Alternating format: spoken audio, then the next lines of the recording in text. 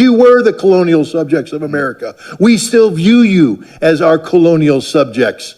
We don't like you. We don't care about you. We just want to use you.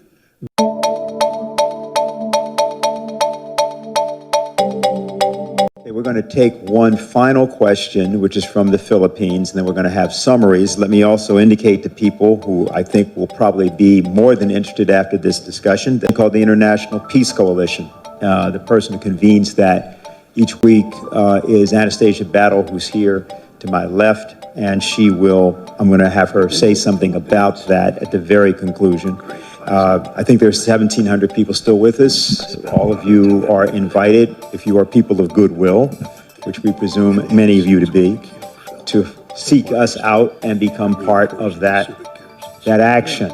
So we'll go to the final question, which I mentioned is from Philippines, and it is from Maria Catherine Suba from Radio Mindanao Network, Minando Network.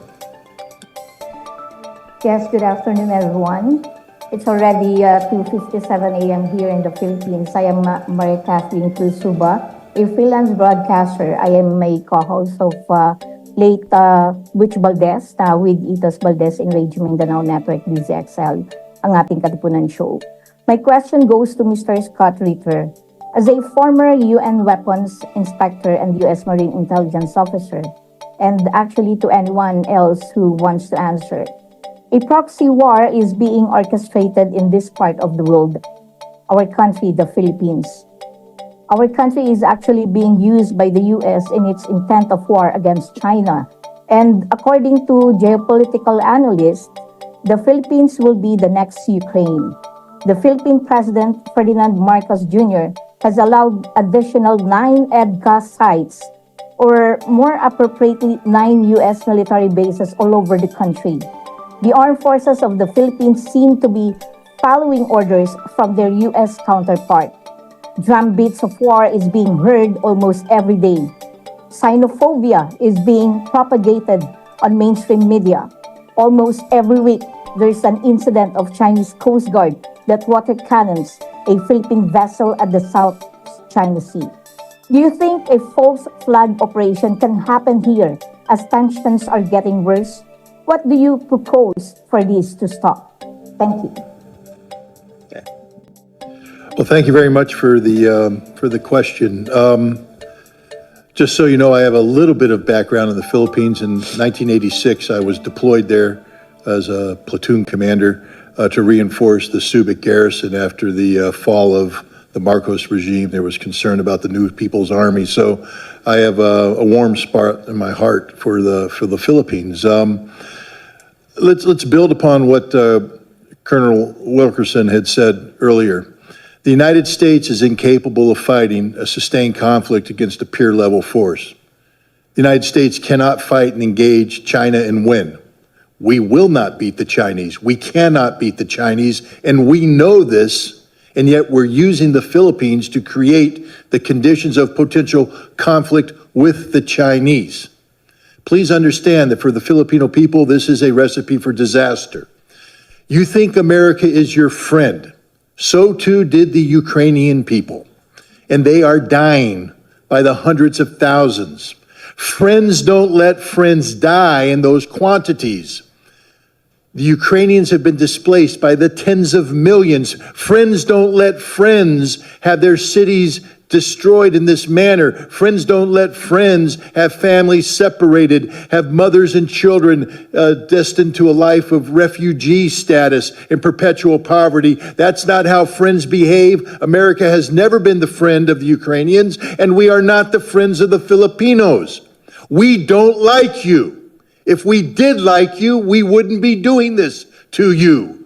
We are using you. You are a tool, nothing but a tool. And when the tool ceases to be useful, we will discard you. And discard you means usually after a war that devastates you. We are using you to gain some sort of momentary leverage over the Chinese. We will fail. The Chinese will win, and you will be destroyed. End of story. It's high time the Filipino people pressure their government to start sitting down and engaging the Chinese government responsibly. China is not your enemy. China is your neighbor. China is your friend. China doesn't want war. And if you would engage China in diplomacy, and as we've all indicated here, America has long since lost the skill set necessary to carry out diplomacy, but the Philippine people can reignite this, to relearn it, to use this skill to prevent a war. But if you continue to behave as colonial subjects, and I know that's a sore subject in the Philippines, because you were the colonial subjects of America. We still view you as our colonial subjects. We don't like you, we don't care about you, we just want to use you. Grow up. Grow up and act responsibly. Take control of your own future. America is not here to help you. America is here only to use you until there's nothing left, and then we will discard you on the trash heap of history. I must tell you, I spent a lot of time in the Philippines and came in off the carrier Iwo Jima, the Valley Forge, the Guadalcanal, and both Scott would agree with me. Americans have a tremendous love for the Filipino people. I would say two of my very, very closest friends are from the Philippines. And we really wish very much that you were not in this posture. But I think it's very important for the Philippines to be clear-eyed in what's going on and not to be led down the path by bellicose military people from the United States. You're talking about small islands. I wish China were not engaged in that particular policy. I tend to be sympathetic towards them on many things, but less so on that one. But at the same time, I think you've got to make sort of a cold, clear-eyed assessment and say, look, it's not worth a war with a great power for the Philippines to engage in combat over those small islands. But I do agree that it is time to use diplomacy and to attempt to resolve the issue. Whatever you do, do not simply become a tool of the United States and be led into an armed conflict that ends up in disaster for the Filipino people. Because if you do, you will break the heart of a whole lot of us who just dearly love the Philippines and the people of the islands.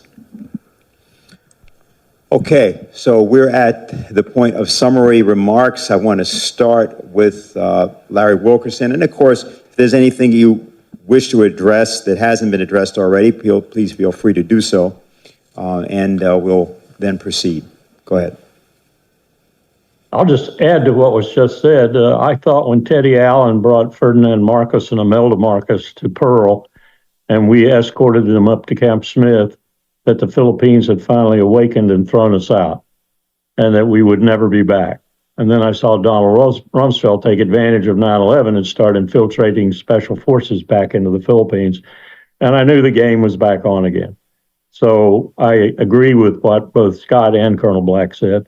There's a lot of affection on my part for the Philippines too, but you should grow up and not need the United States and not put the United States and China at loggerheads over your dead body, because that's what it will be about. The topic here today was nuclear weapons, and I'll just say this again. The most likely state owning nuclear weapons today to use those nuclear weapons again is the United States.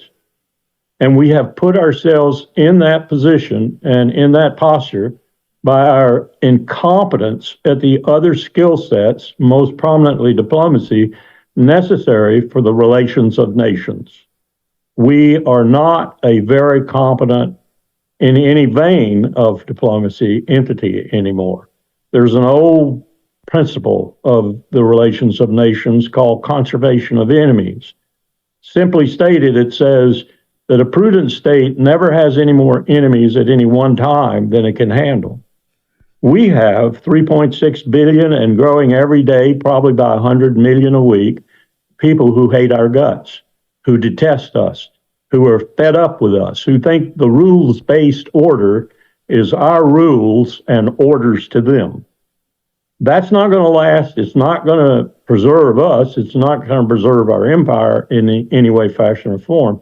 So if we don't change very quickly, we're going down. And what I would advise people like the Philippines and Australia and other of our good allies over this last 50, 60, 70 years is to check your six really closely and see what you can do to make accommodations with the other powers in the world, most prominently Russia and China, but India is big time in there too. India will be a replacement for China if she just keeps her act together for the next 20 years. And then we'll have those two countries at loggerheads. But you're looking at a dying empire. You're looking at a dying empire. And if we don't do something about it, we're going to have a really bad death rather than a death, say, like Britain had, where she is still around. Stupidly led by Rishi Sunak, but soon to be gotten rid of, probably. So it's a different world. It's a totally different world. It's no longer unipolar. It's multipolar. And it's going to act that way. It's going to have a new financial system, a new monetary exchange system, a new banking system. Everything's going to be new. And we're going to be on the outside unless we learn to accommodate. And you learn to accommodate with that deft instrument of national power called diplomacy. So we'd rather grow some diplomats and fast.